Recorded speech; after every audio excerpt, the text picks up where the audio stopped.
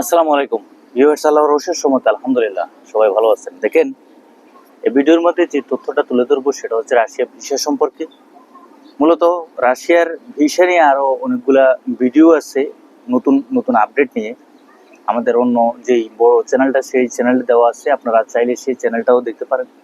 BD two বিদেশ visa information, এবং সেখানে কিন্তু বিস্তারিত রাশিয়া সম্পর্কে কখন কি হয় না হয়, ভিসা হচ্ছে কি হচ্ছে না, বা বর্তমান পরিস্থিতি কি ধরনের সেই আলোকপাতে কিন্তু বিভিন্ন বিষয়গুলো কিন্তু তুলে ধরা হয়েছে।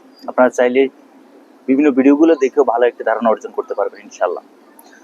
মূলত আজকে এই ভিডিওতে ভাই আমি যে বিষয়টা আপনাদের সাথে তুলে ধরতে চাচ্ছি সেটা হচ্ছে যে বর্তমানে রাশিয়ার জন্য আমরা যারাই আবেদন করতে চাচ্ছি, দেখেন রাশিয়ার ভিসা বর্তমানে হচ্ছে কিনা। অনেকে প্রশ্ন করতেছে যে ভাই রাশিয়ার ভিসা চালু আছে কিনা। হ্যাঁ, রাশিয়ার ভিসা চালু আছে, আপনি চাইলে আবেদন করতে পারবেন, সেক্ষেত্রে কোনো সমস্যা নেই। কিন্তু ভাই মূলত একটা বিষয় আপনাকে লক্ষ্য রাখতে হবে যে রাশিয়াতে আপনি যাবেন, কোন কোম্পানিতে যাচ্ছেন, কি কাজে যাচ্ছেন, সেখানে গেলে আপনার ভবিষ্যৎটা কি, সে বিষয়টা অবশ্যই আপনাকে একটু হলেও ধারণা থাকতে হবে। বর্তমানে আমরা যারা রাশিয়ার ভিসার জন্য কাজ করতেছি, দেখেন আমরা কিভাবে যাচ্ছি, কোনো এজেন্সির মাধ্যমে যাচ্ছি। তো এজেন্সিগুলো আমাদেরকে কি করে, তাদের অফিসে ডেকে নেয়। অফিসে ডেকে নিয়ে তারা বিভিন্ন ডকুমেন্টস বা কথাবার্তা বলে এটা না সেটা না বিভিন্ন ভাবে কিন্তু তারা আমাদেরকে এই রাশিয়া ভিসার জন্য কিন্তু যাওয়ার জন্য উদ্বুদ্ধ করে। আমি, আপনি, আমরা আমরা যারাই আছি, রাশিয়া দেশটির কথা শুনলে সবাই কিন্তু যেতে চায়, যেহেতু রাশিয়া ইউরোপের পার্শ্ববর্তী একটি দেশ। তো সেই অনুসারে ভাই একবার স্পষ্টভাবে একটা বিষয়, এজেন্সিদের যাওয়ার পরবর্তী পর্যায়ে যে বিষয়টা দাঁড়ায় সেটা হচ্ছে তারা এমনভাবে বিভিন্ন কোম্পানিগুলো এক্সপ্লেন করে, কাজের কথা এক্সপ্লেন করে, যেখানে কিনা আপনার বেতন কিন্তু তারা 1 লাখের উপরে, 80,000, 90,000, কখনো কখনো 1 লাখের উপরে বেতনের কথা বলে। আবার এমন ধরনের কারসাজি করে কথাগুলো, নাটকগুলো সাজায়, যা কিনা আমি, আপনি, আমরা যারা আছি যাওয়ার জন্য, তারা দেখলে কিন্তু সবসময় আকৃষ্ট হয়ে যায় যে না, তার কথাবার্তা সম্পূর্ণ মধু লেগে আছে, যে সেখানে যাওয়ার পরে যে কাজটা করব বা যে কাজের উদ্দেশ্যে আমাকে দেওয়া হবে আসলে কিন্তু আলহামদুলিল্লাহ ভালো একটা পর্যায়ে আছে। তো মূল বিষয় হচ্ছে ভাই, আমরা যারাই এই রাশিয়া দেশটির জন্য আবেদন করব, আপনার যে কাজের জন্যই আপনি যান না কেন, কিন্তু সেখানে গিয়ে আসলে আপনাকে সঠিক কাজ দেওয়া হবে কিনা সেটাও কিন্তু আদৌ আপনি, আমরা কেউই জানি না। বর্তমানে যে নাটকটা চলতেছে ভাই, একবারে পরিষ্কার করে খোলাসাভাবে কথা বলবো ভাই, এখানে কোনো ধরনের কারচুপি নেই। এই চ্যানেলের মধ্যে যে ভিডিওগুলো পাবেন একবারে 100% অথেন্টিক, খোলাসাভাবে কথা, যেটা হচ্ছে যেটা হচ্ছে না সে বিষয়ে একবারে সাদাকে সাদা কালোকে কালো। তো বর্তমানে যেটা হচ্ছে, বিভিন্ন এজেন্সিগুলোতে তারা এজেন্সির লোকেরা কি করে, রাশিয়ার লোক হায়ার করে তারা স্কাইপের মাধ্যমে, ভাইবারের মাধ্যমে, বিভিন্ন ভিডিও কলে আমাদের সাথে কানেক্ট করায়। বিভিন্ন ধরনের যে সমস্ত ক্লায়েন্ট আছে, যেমন অমুক তারিখ আপনি আপনার সম্পূর্ণ ডকুমেন্টস নিয়ে আমার অফিসে চলে আসবেন ঢাকাতে, আপনার ইন্টারভিউ হবে। ইন্টারভিউ দেওয়ার পরবর্তী পর্যায়ে আপনার কি কথাগুলো জিজ্ঞাসা করে, আপনি কোন রকমে দুই একটা প্রশ্ন বললেন, বা আপনার সাথে যেই এজেন্সির লোক আছে উনিও মনে করেন আপনাকে বলে দিল। এক পর্যায়ে আপনাকে, হ্যাঁ তুমি সিলেক্ট হয়েছো, তোমার কোনো সমস্যা নেই, তুমি আবেদন করতে পারো।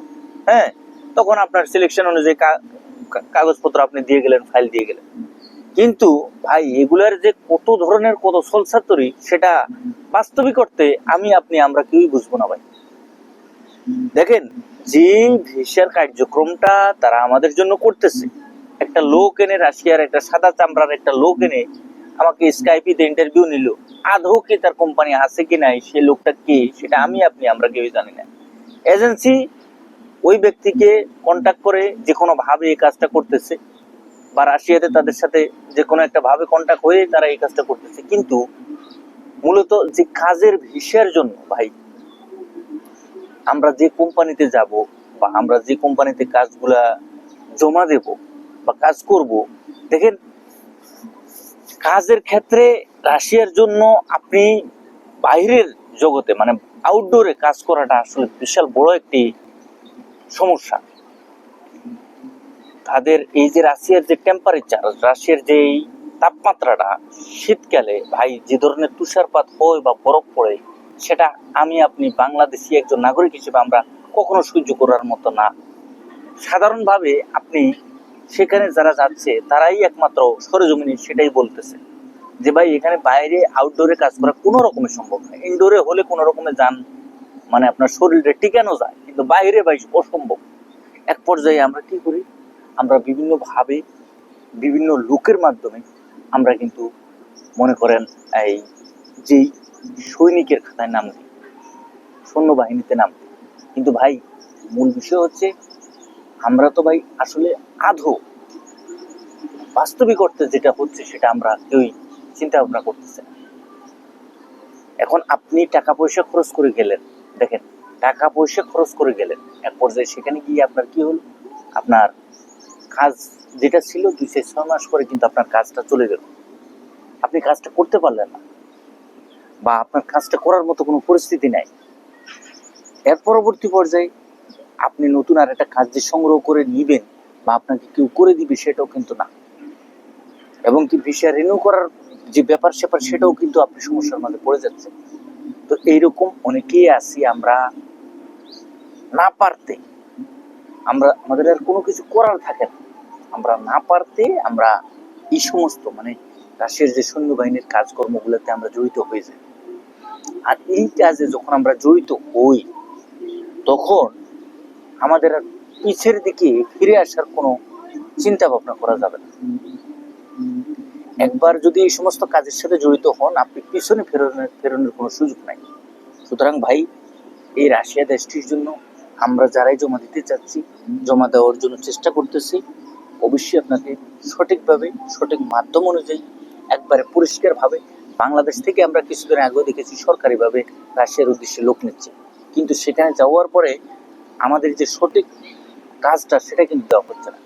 সুতরাং অবশ্যই আমাদেরকে বাস্তবিক অর্থে বর্তমান পরিস্থিতির আলোকপাতে আমি যেতে পারবো কিনা, সেখানে গিয়ে আমার সম্পূর্ণ সবকিছু ঠিক থাকবে কিনা, একবারে পরিষ্কারভাবে যদি কোনো ধরনের সমস্যার মাঝে আমি সেখানে গিয়ে পড়ে যাই, তাহলে সেক্ষেত্রে আমার সেই সমস্যা থেকে সমাধানের রাস্তাও কিন্তু আপনাকে খুঁজে বের করতে হবে।